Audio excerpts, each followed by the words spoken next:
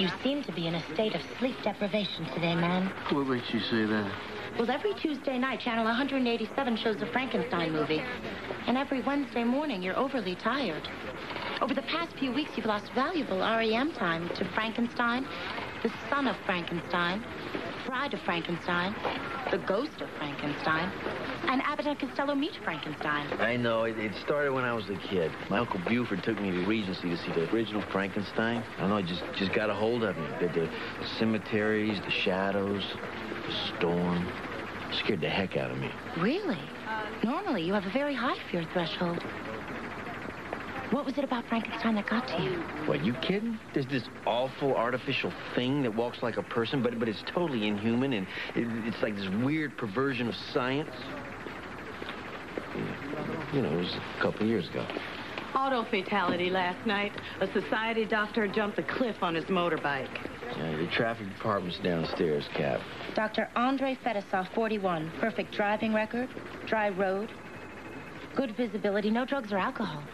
Might have checked himself out. Might have been checked, too. There's one thing the report doesn't mention. Mikey Quinn. Who? Came in here this morning all hot about this thing. Yeah, where's this Mikey Quinn now? Waiting in the conference room. Line 4. Captain Stevens, line 4. I understand you're here in connection with the Fedosov death. I knew it. I knew you'd try to pin that on me. I'm not sitting still for it. I got rights. I think Mann merely meant that you might have some information on the case. Oh, I get it. Good cop, bad cop, right? Don't waste your mind games on me. If you just calm down. Oh, you think I'm scared, right? An irrational fear of police is quite common among the general population. We have a serious public relations problem in that respect. Oh. Okay. Look, it's like this. I work at the Eternal Society. Which is? A cryonics foundation. Freezing of the dead for reanimation at a later date is an increasingly popular and lucrative practice. You freeze dead people? Not me. I don't go near those stiffs, frozen or otherwise. That's in my deal. What do you do? General maintenance. I'm a handy person. But I don't go downstairs where those dead guys are, okay? And I don't work at night. Come sundown, I'm out of there. So what does all this got to do with Dr. Fedosov? He's been around the foundation a couple of times lately. I notice he drives one of these big, new Leopard 1040s. I drive one myself. Anyway, he says I can ride it for a couple of days if I tune it up. So I do. And the next thing I know, he sails it over a cliff. So you worked on the bike just before the accident? I knew you'd say that. Look, I've told you everything. And I'll tell you something else. That bike was in perfect working order when I gave it back to him. Perfect. Thanks for coming by, Mikey. That's all you're getting out of me. And don't try any follow-up harassment. I know my rights. Look, I didn't tell anybody I came down here. I'd like to keep it that way. When the word got out, you'd be a marked woman. That's right. Any ideas? Maybe I should go look at that bike. I'll see what I can get on Fedosov.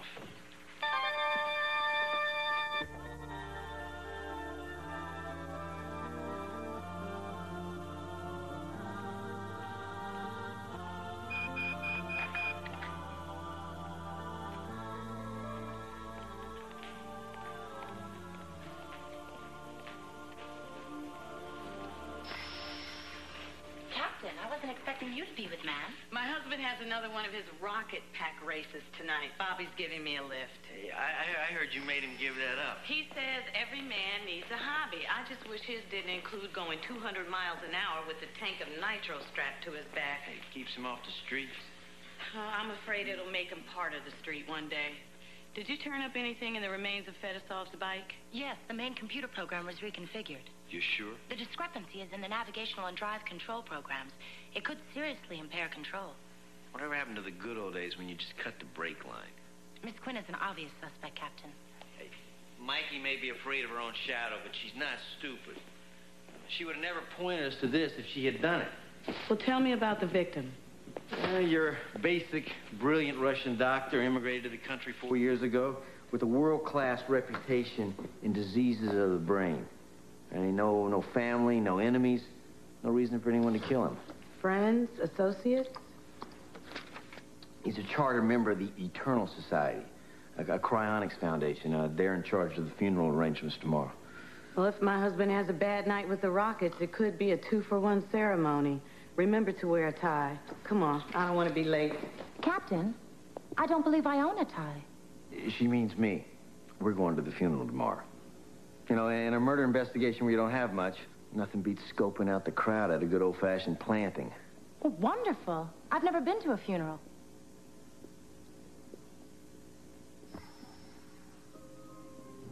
Dear members and dear friends, as we grieve now for our brother, Andre Fetisov, whose life was so tragically cut off, we must bear in mind that it is not only his memory that will endure, his body endures as well.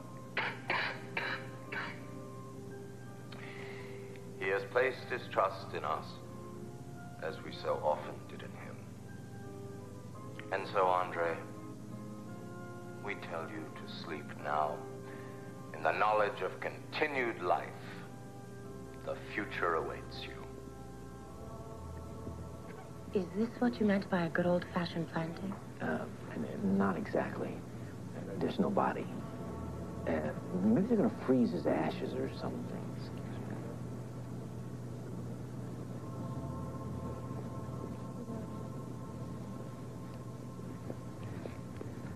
Are you members of Dr. Fetisov's family?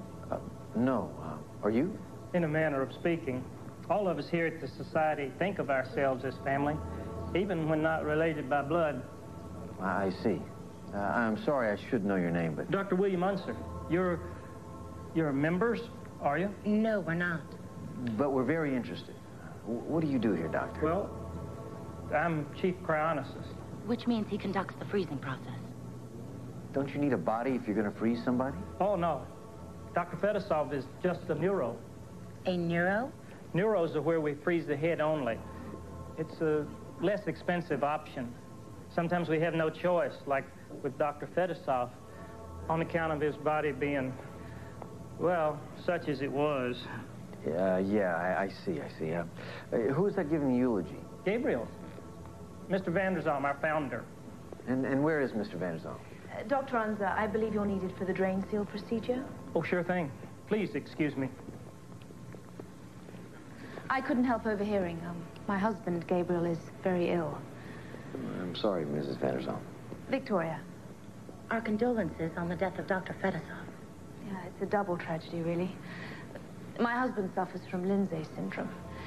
Dr. Fetisov might have been able to save him. And now that he's gone, temporarily, I'm afraid to think of what might happen to Gabriel. Well, we were just on our way. You're not friends of Dr. Fetisov's, then?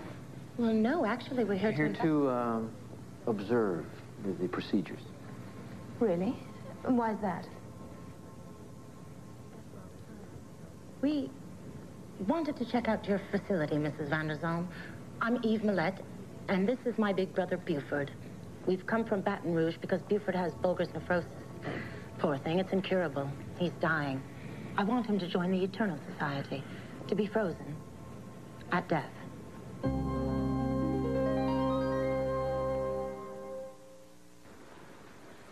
Bullger's nephrosis. The fatal disease my partners saddled me with. Nausea, hallucinations. Don't forget the uncontrollable facial tics. They're especially prominent.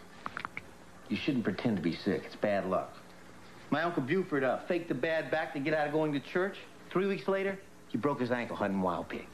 If we can leave the tales of the backwoods for a moment and get back to the subject. Gabriel Vanderzalm is head of the Eternal Society. He suffers from Lindsay syndrome. Sounds a lot better than Bullger's nephrosis.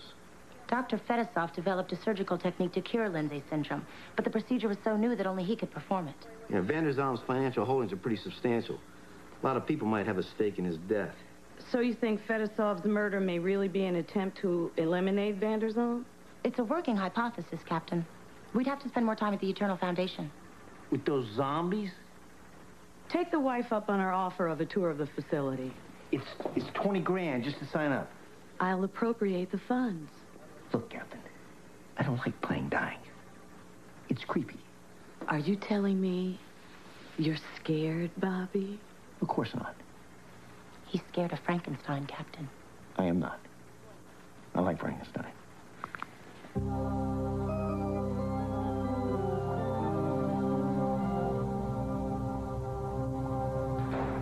I'm glad you folks decided to give us another look. My sister decided. Actually, I've been feeling a little better lately. Pretty darn good, as a matter of fact. I don't want to sound callous, Mr. Millette, but that won't last long. With Bullger's nephrosis, we'll be welcoming you in here pretty quick. Would you like a cold drink? I'm kind of chilled already. Lemonade, iced tea or something? No, thank you, Dr. Anza. Well, this is our main work area where the bodies are prepared for the cryonisation process. Why do the heads look so small? It's the shape of the glass. You better stay away from that. What is it? It's a prototype of a generator to warm the bodies before reanimation. It's Mr. Vanderzom's pet project. He's hoping to have it ready before his leave-taking. Mr. Vanderzom is a scientist? An electrical engineer. He was doing research some years ago when his hamster accidentally wandered into his lab and was electrocuted. Oh. In an attempt to save the poor little fellow for the burial service, he wrapped him in aluminum foil and put him in the freezer. And then fate, in its inimitable way, intervened. Fate? There was a power outage in the middle of the night. The freezer melted. Mr. Vanderzom went in to remove little Carlos and found the faintest sign of life. Little Carlos lived? No, he unfortunately died of freezer burn. But it made Mr. Vanderzom understand the power of the freezing process. He began to devote himself to cryonics and the instrument of preparation you see before you. So he's been working on it for a few years? Virtually his entire adult life. He says it's almost complete. The concern, of course, is that it'll be finished before he is... Well, hopefully in time for Buford. Yes. It would certainly be a wonderful alternative to the modern mode of death, with its interminable waiting and waiting. Do you mind? Oh, I'm sorry. You spend a lot of time around death. You get to accept it. I'm not obsessed with it or anything. Could have fooled me. My brother, Buford, is still looking for meaning in his death. Oh, now. You'd have to talk to the mortality counselors about that. I'm just a biomechanic. Why don't you finish the tour with my sister? She's the expert. I could do with some fresh air.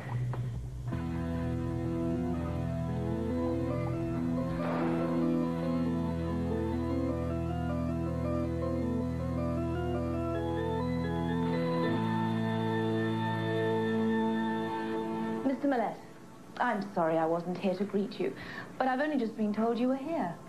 Yeah, well, I was feeling a little, dizzy. Where's your charming sister? With Doc Dunser. Oddly enough, the subject of death came up, and that's when I began to feel dizzy. It has a tendency to do that to the strongest of people. It's the most primal of fears and the one we must conquer in order to love. I beg your pardon? The fear of death that prevents many of us from taking a second chance at life. That's very profound. My husband often says that to prospective members. He really founded the Eternal Society for people like you. Strong, vibrant, so much to live for. Oh, he sounds like a remarkable man. Oh, he is. I was just a young lab assistant when I first started to work here. Then I met him, and he changed my life. I can't believe he's so ill. I'm sorry. Oh, don't be. Around here, life goes on forever. As your life could. Well, to be perfectly frank, Mrs. Vanderzom, it's a lot of money. Yes, the costs are high, but then consider the alternative. I suppose you're right. Of course I am. It's never really money that's at issue here, Mr. Millette. It's always the fear. Yeah, well, how do you conquer that? I wouldn't know. Unfortunately, it's still very much a part of me. Perhaps my husband could tell you. Well, it would be a great privilege to meet him. Oh, it's probably not possible, but I could talk to him if you wish. I'd greatly appreciate it, ma'am. Well, good Good day, Mr. Millett.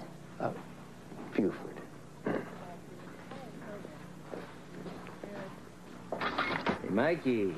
Thanks for coming by. I didn't come by. I was subpoenaed. Oh, you weren't? I wasn't? Then what were those papers the uniforms were packing? I don't know. Could have been anything. Accident reports would be my guess. Accidents? Yeah. What kind of accidents? I don't know. Auto, bike. Oh, I get it. That's the way I'm going to wind up if I don't cooperate with the investigation, huh? Mikey, chill. Just trying to do my job. Well, I'm trying to do mine. And if those zombies at the society get the idea that I'm camped out with the cops, I'm going to be out on the street. Look, I don't want to do anything to jeopardize your job or anything. I just think there might have been a murder committed here. In the interest of justice, I wanted to ask you a few questions. What? Did you notice anything at all suspicious in the 24 hours prior to the Fedosov accident? No, nothing. Is that it?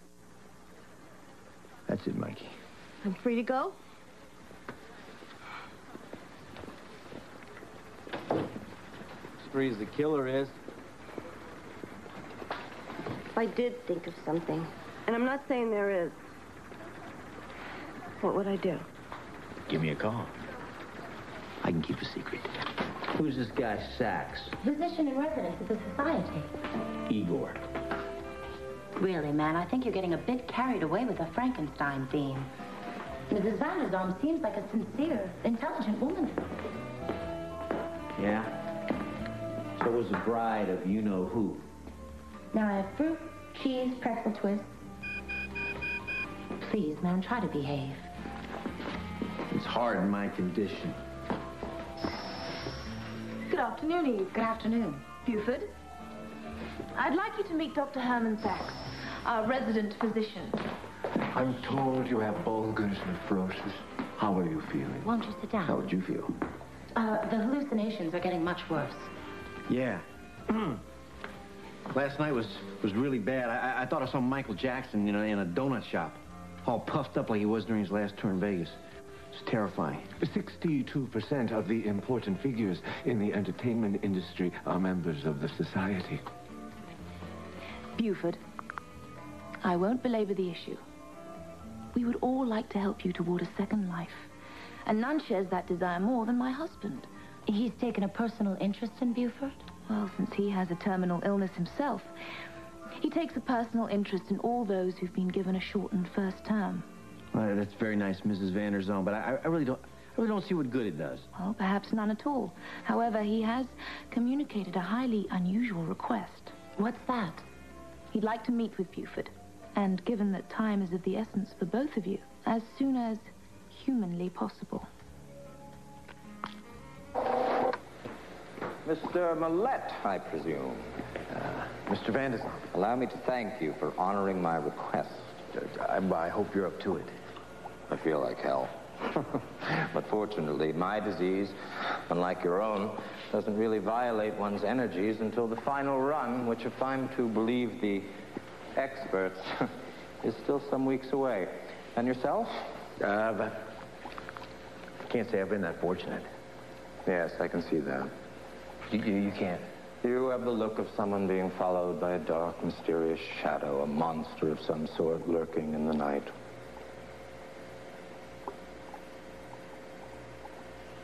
I've heard of people who have risen above the fear of their own termination. But I can't honestly say I've been one of them. And why should you? All this recent psychobabble about transcending disease with the force of will, well, it's just criminal. Criminal? Criminal. Like any other kind of common fraud, Mr. Millett. There's no real difference between the selling of a deficient car and a deficient idea.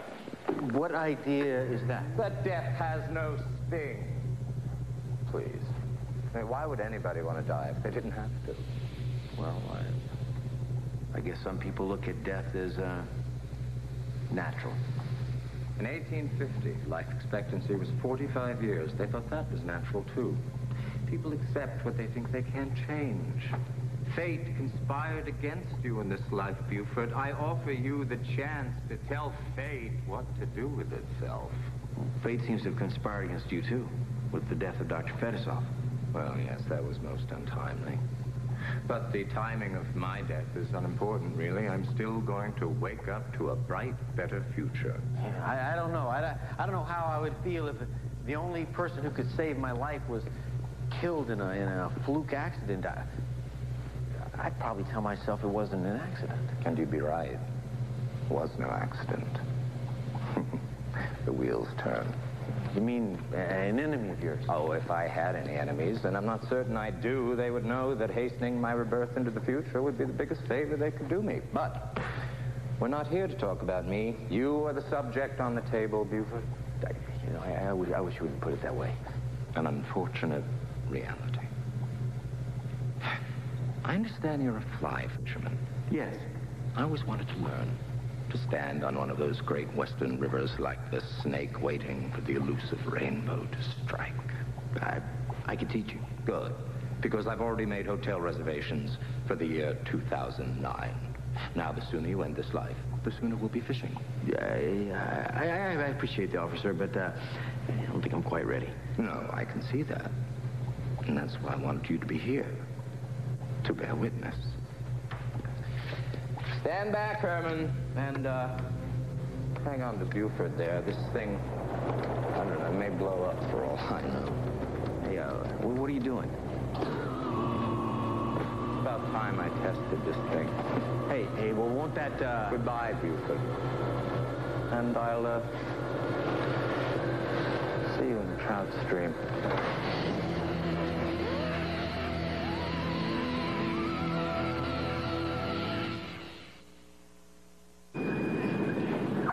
Bobby, how you feeling? What do you mean, how am I feeling? Don't be so defensive. I'm just concerned. Concerned about what? Your condition, of course. I got no condition. I'm perfectly healthy. Couldn't tell it by looking at you. What do you mean? Well, you look a little yellow. That's jaundice, Captain. A symptom common to Bulger's nephrosis. I don't have Bulger's nephrosis. It's not unusual for one to take on psychosomatic symptoms. Hey, look, would you two cut it out? You know, if I look anything, it's because I spent yesterday afternoon watching a self-electrocution. Well, should we go over the new material? What new material? Vander Zam's will.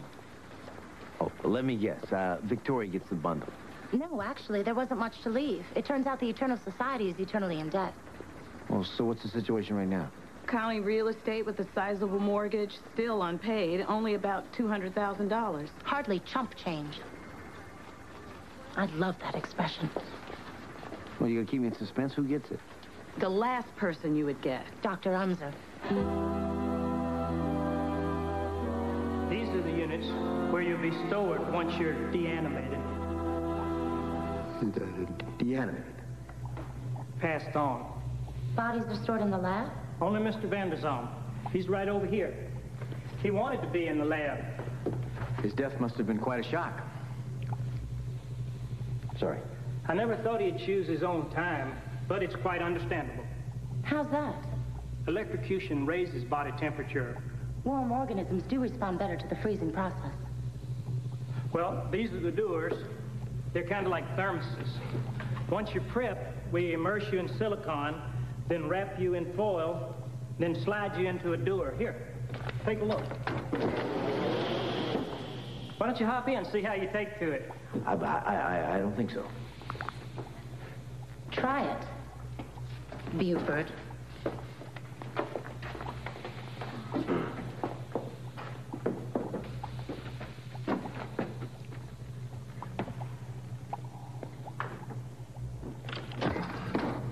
Buford's a bit on the anxious side, isn't he? He's never been to Los Angeles before. Oh. Hello? Hey, get me out of here. How was it? Are you kidding? Very peaceful. Dr. Unser, if Buford and I were to go forward from this point, what would the procedure be? Well, we'd have to get started on the paperwork. Medical, personal, financial. When might we begin? I could come over tonight if that would be acceptable. Buford and I will be waiting. Normally, we prefer not to have the prospective member present at this phase. It could cause undue distress. I'm not distressed. All I said was I think you're overreacting. I am not. Not true. You're doing it right now. Do you want to see me overreact so you can tell the difference? I merely said that I don't understand why you're frightened or pretending to die, man. All adult humans are aware that they're going to die eventually. A, I'm not frightened. And B, nobody's aware they're going to die. I mean, they're aware of it, but they don't really believe it. Why not? Because they couldn't get on with the rest of their life. It seems to me that a knowledge of death would increase the desire to live fully. How's the tour? Great. You haven't lived till you've tried out your own casket. It's a doer. Hey, I'm the one that's going to be dead here. Oh, and I know I won't really be dead. I'll just be getting ready for my second life. This, Captain, is an example of man not overreacting. All right, I admit it. The zombie society's finally gotten to me. Fortunately, I can handle the next phase by myself. What's the next phase? Man's paperwork. Tonight, he officially becomes a member of the zombie... the Eternal Society.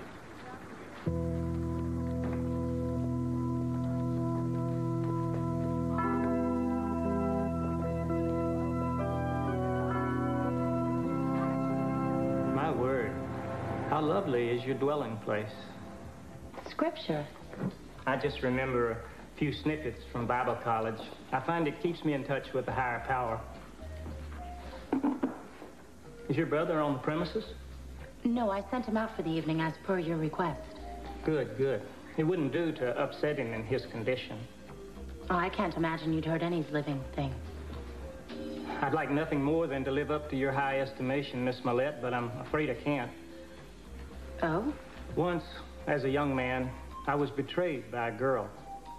I did something in the heat of revenge for which I can never forgive myself. What was that? She had this favorite tropical fish, which she put under my care. When I found out she was in love with another, I flushed him down the toilet. The fish.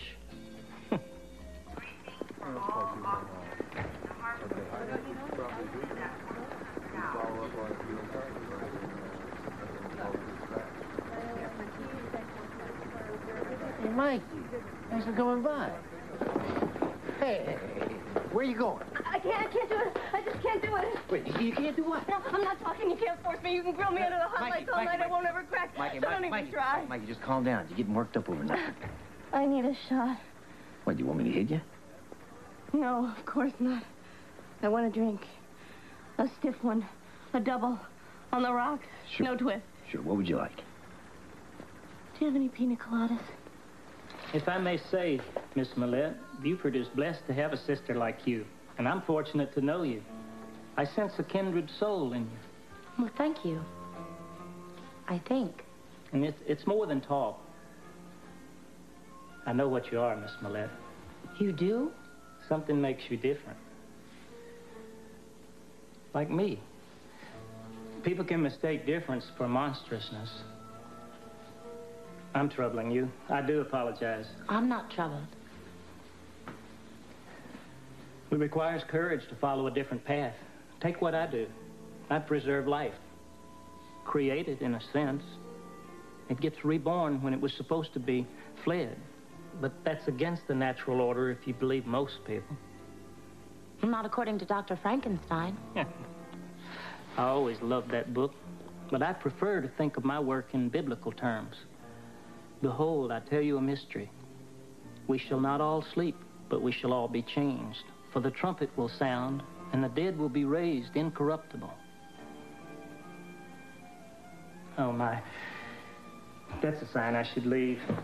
Well, I've enjoyed our talk, Dr. Unser. As have I. You show those papers to Buford and tell him what we talked about. I will.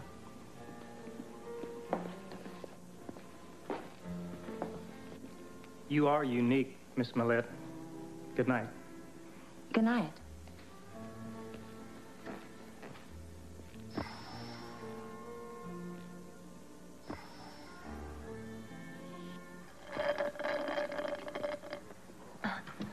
So, like, I've never really been comfortable around Sachs. I don't even think he's a real doctor. I'm always making sure he's not standing behind me. It's a great colada. I think I want one with a day glow orange parrot this time. Yeah, I'll call out for it. Why don't you just finish the story? So, like, the next day after I give Fezov the lube job, I see Sack standing right by the big leopard. Fedosov's bike. He's kneeling right by the brake box. You didn't think that was suspicious? Oh, yeah, I jumped right to the conclusion that he was trying to kill Fezov by cutting his cable. Look, Mikey, I gotta get down to the Eternal Society right away. What about me? What if Sax finds out I'm dead meat? Oh, how's he gonna know? He's got eyes in the back of his head. You can stay here. Alone? It's a police precinct, Mikey. No sale, big fella. I want protection, transportation, and another pina colada, or I go on the lam.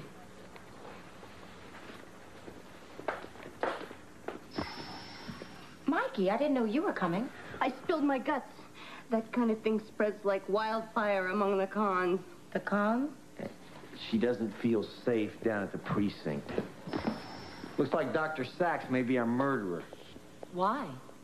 Well, I got a hunch. But we gotta get down to society, see if it checks out. That could be dangerous, man. What about Mikey? I offered her a ride home. The last place you want to be with a monkey like this on your back. Monkey? You could go down with us to the society. The House of Horrors after dark? You think I was born yesterday? You could stay here. You go on the lam, it sure ain't gonna be at a cop's joint.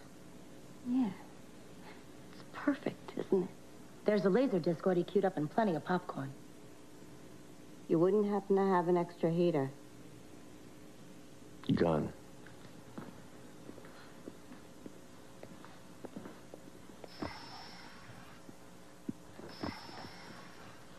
You thought I was paranoid.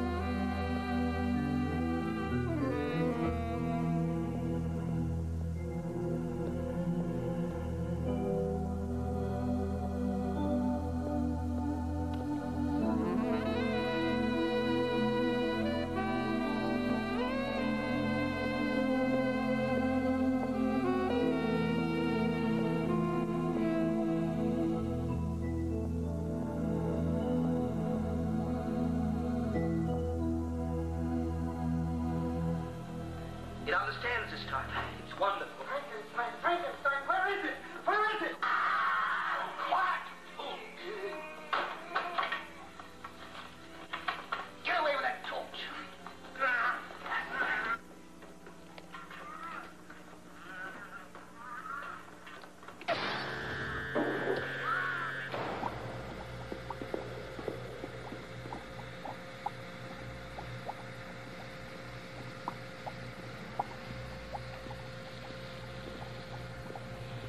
There it is. Stand back. Aren't you gonna wear rubber gloves? I'm not affected to temporary exposures of cold. I mean that. There's a stiff in there. Yes, I can feel something. What is it? A finger. I think. Hand me that coring device. I'll get a sample. How long will it take you to find out if it's Vanderzon? I should have the results in 10 minutes. I'll be up in the main entrance hall in case somebody shows up.